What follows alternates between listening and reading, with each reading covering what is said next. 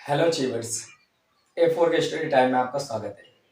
तो आज की ये क्लास आप जान चुके होंगे कि लेंस से संबंधित दूसरे डेरिवेशन के बारे में होने वाली है। और जैसा कि आपको पता है कि हम लोगों ने reflection of light at a concave surface के लिए पढ़ चुके हैं। तो आज जो हमारा डेरिवेशन शुरू होगा वो कॉन्वेक्स सरफेस के लिए होगा, ठीक है। तो अगर आपने वो वाला इससे पहले वाला डेरिवेशन जो कॉनकेव स्फेरिकल सरफेस के लिए हुआ है वो नहीं देखा है तो इससे पहले आप वो जाकर देख लो।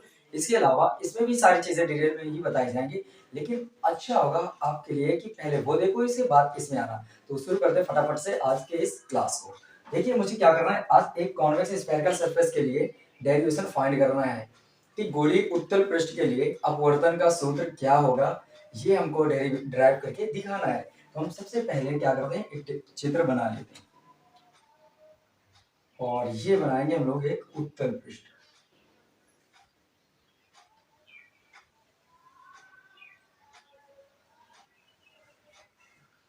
ये हम लोगों ने मान लिया कि ये एक उत्तल पृष्ठ हो गया, ठीक है। और इस तरफ है सघन माध्यम।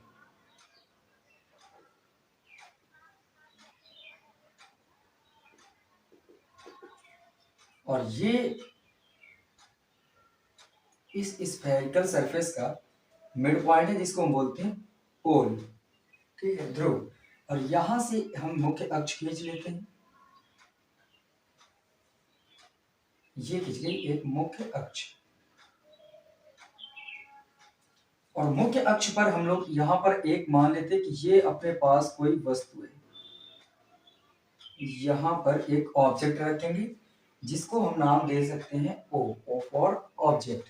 और यहां से सबसे पहले क्या करते हैं, जैसे कि आपको पता है वस्तु से होते हुए दो किरणें ले जाते हैं, एक तो ध्रुव से होकर ले जाएंगे या इसके सेंटर से वक्रता केंद्र से होकर गुजारते हैं, और दूसरी एक इसे तिरछी ले जाकर एक सरफेस पे टकराएंगे। तो दो तरह से किरणें ले जानी। तो पहले मैं एक किरण ऐसे ले जा रहा हूँ, तो जो केंद्र से होकर जाती है या पोल से होकर जाती है वो सीधे बिना विचलित हुए निकल जाती है। दूसरी कंडीशन क्या है कि अगर मैं ये कहूं यहां से एक तिरछी किरण ले जानी, तो ये हम ले जा रहे हैं कि ये किरण इस पॉइंट ए पर ये टकराएगी। मैंने माना इसका नाम क्या है, पॉइंट ए। अब जैसे ये प्रकाश किरण इस पृष्ठ पर टकराएगी तो हमको यहाँ पर सबसे पहले एक अभिलंब की जरूरत पड़ेगी, जैसा कि इससे पहले वाले में भी आपने देखा था। और वो अभिलंब आपको पता है कि इस जो ये कर्व है या गोली पृष्ठ है, इस गोली पृष्ठ का जो पूरा इधर की ओर जिस तरफ भी ये पूरा स्फेरिकल पूरा स्फेयर बनाएगा उसी तरफ होगा उसका सेंटर। और सेंटर से पास होने वाली जो रेडियस होगी वही इसके लिए क्या कहलाएगी, नॉर्मल या अभिलंब कहलाएगी। तो सबसे पहले मैं क्या करता हूँ कि आपके सामने इसको इस प्रश्न को पूरा बनाने की कोशिश की जाए कि किधर की ओर पूरा करेगा अपना पूरा गोला। तो हम अगर इसको बढ़ा कर देखें तो ये लग रहा है मुझे कि ऐसे जाएगा और ये उस तरफ से घूमते हुए और ये ऐसे ऐसे बना देगा। तो आपने ये देखा कि अगर हम इसको पूरा घुमा दे तो ये ऐसे घूमते हुए ऐसे पूरा स्फेयर बना देगा। तो इसका जो सेंटर होगा मान लेते हैं वो यहाँ कहीं पर है, ये। और इसको नाम देते हैं हम लोग सी। इसको नाम क्या देंगे, सी। और जो इस सी से इस पॉइंट ए पर हम लोग एक त्रिज्या खींचेंगे इससे मिलाती हुई, और वही क्या हो जाएगी इस बिंदु पर नॉर्मल, ठीक है। तो यहां से हम क्या कर रहे हैं, एक त्रिज्या खींच दे रहे हैं और इसको ऊपर तक बढ़ा देंगे, यहां से ऐसे खींच दे, ये खींचिए। अब इसके अलावा हमको क्या करना है कि यहाँ पर अब अपवर्तन के नियम लगाने की जरूरत है। देखो यहाँ पर है ये विरल माध्यम, ये कौन सा माध्यम है, ये है विरल। और इसका अपवर्तनांक मान लेते हैं n2। और इस तरफ है ये सघन माध्यम और इसका अपवर्तनांक है n2, इसका n1 उसका n2। अब यहां से मैं अगर देखूं कि इस प्रकाश किरण की जो प्रारंभिक दिशा, अगर मैं ये मानूं कि सीधा निकल गई होती तो इसकी दिशा ये होती, ये ऐसे निकल जाती। लेकिन आपको ये पता है कि जब कोई प्रकाश किरण विरल माध्यम से सघन माध्यम में जाती है, जब कोई प्रकाश किरण विरल से सघन में एंटर करती है तो वह अभिलंब की ओर झुक जाती है। मतलब ये है कि अगर इसकी दिशा पहले ये थी तो अब इसकी कुछ दिशा ऐसे हो जाएगी, हल्की सी मुड़ जाएगी। तो ये कहीं ना कहीं इस दिशा से हल्का सा झुकेगी और ये आ जाएगी।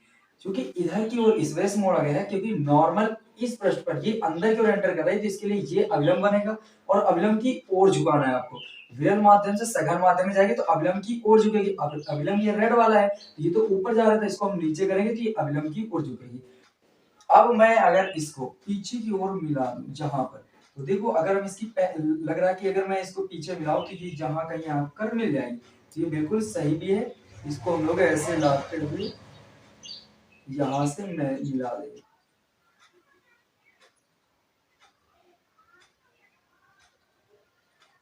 और इस तरह जैसे इस प्रकाश किरण को यहाँ पर मिलाएंगे और यहाँ पर बनेगी इमेज। यहाँ पर क्या बन जाएगी हमारी इमेज।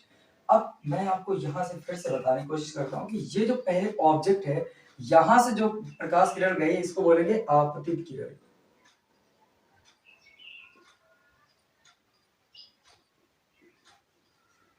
आपतित किरण। और ये वाली जो प्रकाश किरण है इसको बोलेंगे अपवर्तित किरण।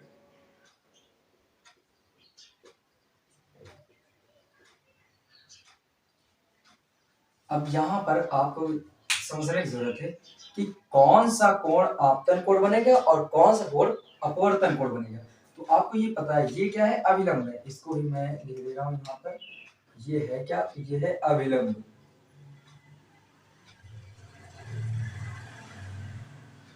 अब आप जानते हो कि जो आपतित किरण और अभिलंब के बीच जो कोण बनता है उसको बोलते हैं आपतन कोण।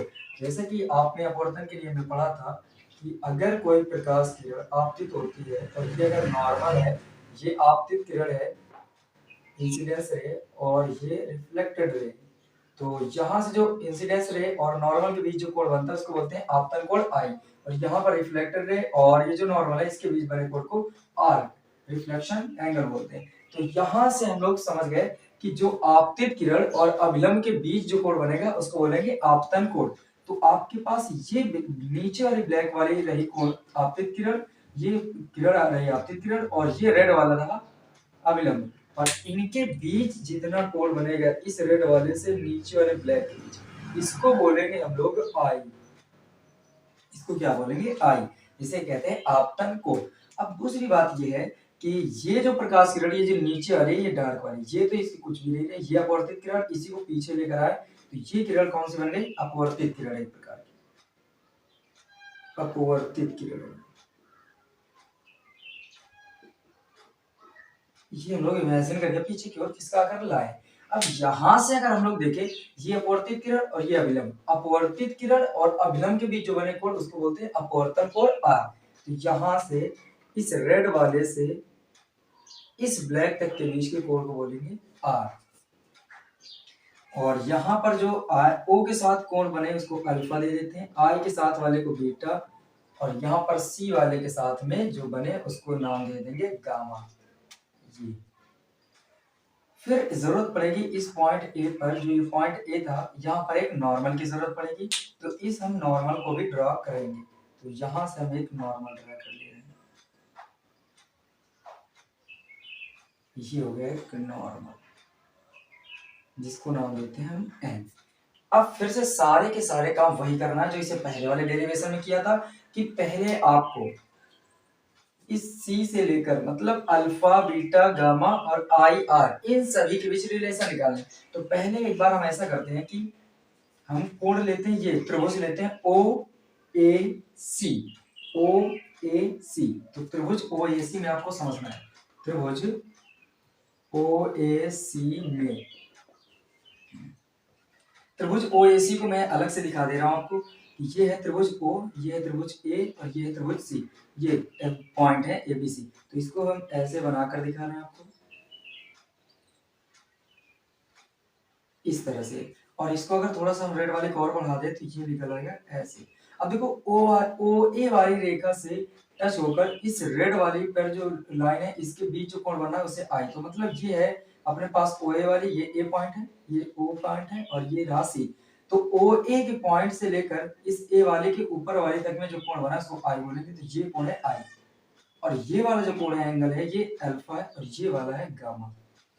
अब आपने ये देखा कि अगर मैं इस एसी भुजा को पीछे की ओर ले जाए तो उसी पर ये कोण बना है आई। इसका मतलब ये कोण है त्रिभुज का बाह्य कोण, और बाह्य कोण नियम के अनुसार जो बाह्य कोण बना होता है वो त्रिभुज के अपने सम्मुख त्रिभुज के दोनों अंतः कोणों के योगफल के बराबर होता है। मतलब कहने का ये जो आई होगा अपने सामने के अल्फा और गामा इन दोनों के योगफल के क्या होगा, इक्वल पे होगा। तो यहाँ पर हम लिख सकते हैं बाह्य कोण नियम से, बाह्य कोण नियम से।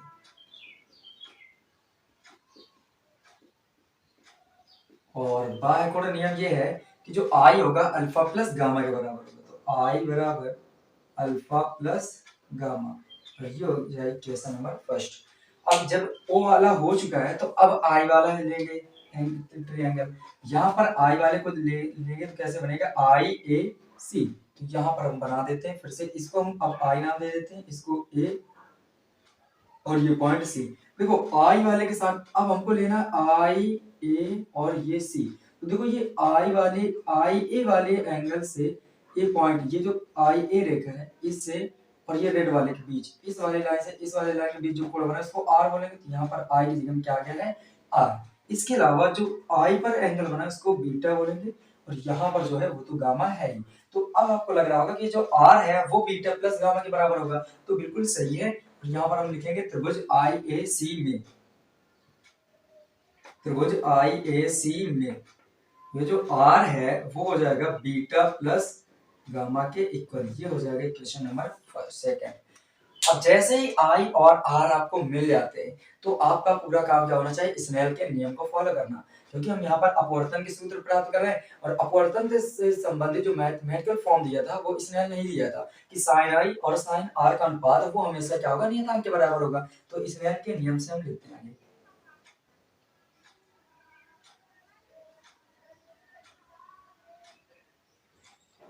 स्नेल के नियम से। और स्नेल के नियम में क्या था कि जो sine i upon sine r इन दोनों का अनुपात नियतांक होगा, और वो नियतांक क्या होगा, n/n1 के इक्वल होता है। दूसरे माध्यम का अपवर्तनांक बटे पहले माध्यम का अपवर्तनांक। यहां से हमको एक चीज मानने की जरूरत है। अगर मैं आपसे ये बोलूं कि ये आप देख रहे होगे कि अगर मैं इसके द्वारक की बात करूं तो ये m और ये m' इतना बड़ा इसका द्वारक है। अब सोचो थोड़ी देर के लिए कि अगर मैं कर दूं कि m' को बहुत छोटा कर दूं, ऐसे बना दूं, ये है m बस इतना सा ही बड़ा बना दूं। अब यहाँ पर आपकी सारी बातें क्लियर हो जाती हैं। ये हो गई मुख्य अक्ष, ठीक है। अब यहाँ मान लेते हैं वस्तु ओ रखी या प्रकाश किरण चली ए पॉइंट पर टकराई, यहाँ पर इसका सेंटर हो गया और यहाँ से ये अभिलंब हो गया। अब इसको हल्का सा मोड़ेंगे, ऐसे आएगी, ये ऐसे आ जाएगी। अब आपको लग रहा होगा ये आई और आर ये भी क्या होंगे, दोनों बहुत ही छोटे कोण हो जाएंगे। और अगर मैं इसको और भी छोटा कर दूं, क्योंकि इतने बड़े लेंस तो होते नहीं, छोटे छोटे होते हैं, या पृष्ठ भी छोटे ही होते हैं। अगर छोटे होंगे तो आप ये समझोगे कि अगर मैं इतना छोटा सा करके दिखा दूं ऐसे, अब यहाँ से खींचा जाए तो ये ऐसे करेंगे, ये सी हो गया, ये पॉइंट सी, ये पॉइंट ओ, और यहाँ से ऐसे मुड़ेगी हल्के से इधर आएगी। तो आप ये समझ गए होगे कि ये जो बड़ा बड़ा गैप दिख रहा है ना, ये बहुत ही छोटा हो जाएगा। छोटा होने का मतलब ये है कि हम कह सकते हैं कि यदि गोली पृष्ठ का द्वारक या फिर व्यास mm' काफी छोटा है, उस समय कोण आई और कोण आर क्या हो जाएंगे, आपस में छोटे कोण हो जाएंगे। ये क्या होंगे, छोटे कोण होंगे। तो बस यही मुझे लिखना है कि यदि गोली पृष्ठ का व्यास या फिर द्वारक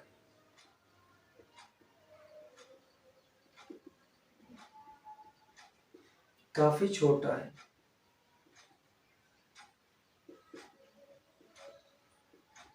तब आई तथा आर भी छोटे होंगे, छोटे होंगे। तो अब हम लोग यहां से मान सकते हैं कि इस प्रकार जो साइन आई है ये अप्रॉक्स लगभग हो जाएगा आई के, और जो साइन आर है वो लगभग हो जाएगा आर के बराबर, ठीक है। जो आई है वो सीधे आई के बराबर, साइन आई है उसको हम आई के बराबर पुट कर लेंगे, और जो आर है उसको हम सीधे आर के बराबर, साइन आर को हम आर के बराबर पुट करेंगे, और ये वैल्यूज यहाँ पर पुट कर देते हैं। जैसे ये पुट करेंगे तो साइन आई की जगह कितना रखना है, आई। तो यहाँ पर आ जाएगा आई अपॉन, यहाँ क्या आ जाएगा आर, और उधर क्या लिखा है n2 अपॉन n1। अब आपको बस गुणा करना है n1 का i में और r का n2 पे। तो क्या आएगा n1 i equal n2 r, और ये यहाँ पर आपको i और r की वैल्यू पुट अप करनी है यहाँ से देखकर। तो जैसे कि मैं यहाँ पर एक लाइन खींचकर बना देते हैं, इसको थोड़ा सा मिटा दिया जाता है, इसकी अब कोई जरूरत नहीं रही। तो यहाँ से हम करते हैं,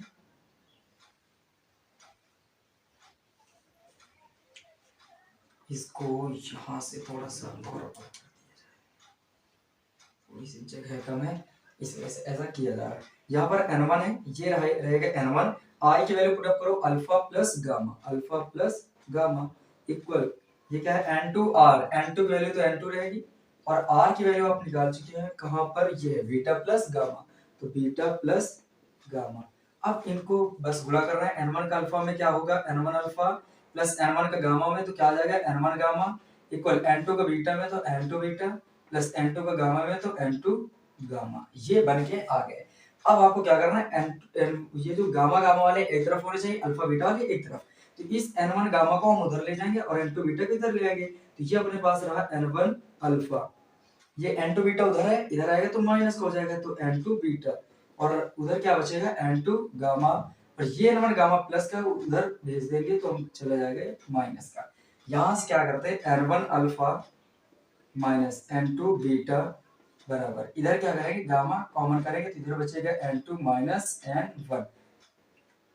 इस जगह पर फिर से आपको कुछ मानना है, मानने की क्या जरूरत है, ये जितनी भी चीजें मैंने यहाँ पर लिखा है ये सारा का सारा यहाँ पर पेस्ट कर देना आपको।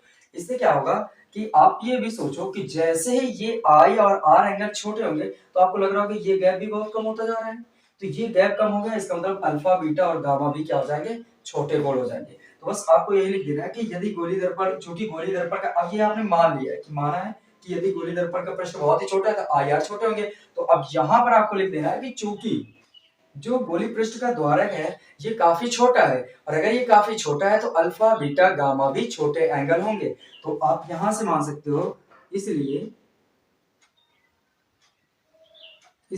जो अल्फा होगा वो इक्वल हो जाएगा tan अल्फा के, जो बीटा होगा वो हो जाएगा tan बीटा के, और जो गामा होगा वो इक्वल हो जाएगा tan गामा के। इतना करने के बाद ये सब की सब वैल्यूज यहाँ पर पुटअप करनी है, तो इन सभी के मान यहाँ पर रखेंगे। इसके अलावा एक और काम मैं समझा दूं थोड़ी देर के लिए कि यहाँ पर ये सब सारी बातें ठीक है, अल्फा tan अल्फा के, बीटा tan बीटा के और गामा tan गामा के बराबर हो जाएगा, लेकिन साथ में एक और काम मैं आपको बता दूं कि अगर ये सपोज करो कि छोटा है, इसको मैं फिर से एक बार बना के समझाता हूँ। अगर ये मेरे पास छोटा है और ये ऐसे पृष्ठ बन गया, ये हो गई मुख्य अक्ष, यहाँ से वस्तु है, ये प्रकाशिक केंद्र है सी, ऐसे ये अभिलंब चला गया, वस्तु ऐसे आई ऐसे निकल आई। अब मैं यहाँ से ये जो अभिलंब की जरूरत है, ये पॉइंट पी है, ये पॉइंट पी है, अगर मैं यहाँ से अभिलंब के डालूं तो यहाँ से देखो कहाँ पर आ रहा है, आपने देखा कि अगर मैं अभिलंब डाल भी रहा हूँ तो सीधे पी पर ही आ जा रहा है।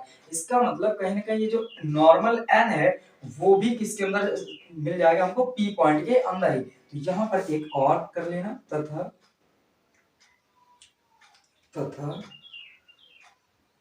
जो पॉइंट आपके पास n है वो किसके इक्वल हो जाएगा, p के, जो पॉइंट n है वो किसके अंदर हो जाएगा, p के, मतलब जब जरूरत पड़ेगी n को हम p पे रिप्लेस कर लेंगे। अब यहाँ पर फिलहाल पहले ये वैल्यूज रखो, तो n1 अब tan अल्फा, अल्फा की जगह में tan alpha minus n2 tan beta बराबर गामा की जगह में tan गामा और ब्रैकेट में n2 माइनस n1, इतना आ गया। अब यहां से आपको सभी की सभी वैल्यू निकालें, tan alpha tan beta tan gamma की, तो आपको फिर से तीन त्रिभुज की जरूरत पड़ेगी, लेकिन इस बार सबके सब नॉर्मल से लिए जाएंगे, इस n पॉइंट से ही ले जाएंगे। तो पहले ऑब्जेक्ट के साथ n तक जाएंगे, तो कौन सा त्रिभुज बनेगा, OAN, त्रिभुज OAN में, तो यहाँ पर हम लिख दे रहे त्रिभुज OAN में, त्रिभुज OAN में देखेंगे तो tan अल्फा में निकालने, लिखेंगे tan अल्फा बराबर होता क्या है, लंब बटे आधार, तो tan अल्फा बराबर लंब की वैल्यू कितनी हो जाएगी, देखो OAN में, तो ये लंब हो जाएगा, ये आधार और ये कर्ण, तिरछी हमेशा तिरछी वाली लाइन कर्ण कहलाती है, सीधी बिल्कुल ऊर्ध्वाधर वो हो गई लंब, और या तो समझ लो कि कोण के सामने वाली भुजा हमेशा लंब होती है और जो नीचे होगी वो बेस आधार कहलाएगी, तो ये बन गया लंब AN बटे आधार ON।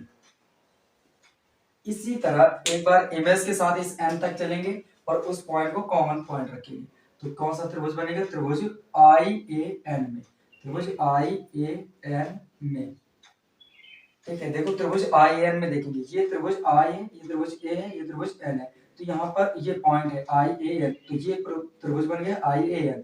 यहाँ पर जो त्रिभुज IAN में जो एंगल है वो बीटा बन रहा है, तो tan बीटा बराबर क्या होगा? लंब बटे आधार। तो क्या लिखेंगे फिर से? tan बीटा बराबर लंब बटे आधार। तो यहां से आएगा आपके पास tan बीटा बराबर लंब की वैल्यू तो AN ही है, बटे आधार की वैल्यू बन जाएगी IN। अभी एक और त्रिभुज बाकी है, वो गामा के साथ वाला, तो वहां से त्रिभुज का नाम क्या आएगा? त्रिभुज CAN में, त्रिभुज CAN में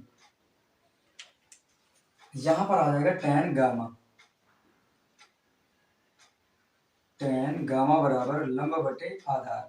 तो जो tan गामा आएगा वो लंब की वैल्यू कितनी है? AN, बटे आधार की वैल्यू क्या है? CN। अब ये सब के सब वैल्यूज यहाँ पर हम लोग रख लेते हैं, तो जैसे ही रखेंगे तो आप देखो यहाँ पर कितना आएगा, यहाँ से आ जाएगा N1, ये है ही, इंटू पे N1 tan अल्फा की जगह में कितना आएगा? AN बटे ON, AN बटे ON माइनस N2 है, tan बीटा की वैल्यू कितनी है? AN बटे IN बराबर, ये tan गामा की वैल्यू कितनी है? AN बटे CN, AN बटे CN, और ये रहेगा N2 माइनस N1। इतना करने के बाद अब आपको क्या करना है? यहाँ से देखो AN AN AN दोनों तरफ दिख रहा है, तो ये AN हमको कॉमन करना है, और अब हम क्या कर रहे हैं? इसको थोड़ा सा मिटा देंगे, तो जब जरूरत पड़ेगी तो इसको हम बना भी लेंगे।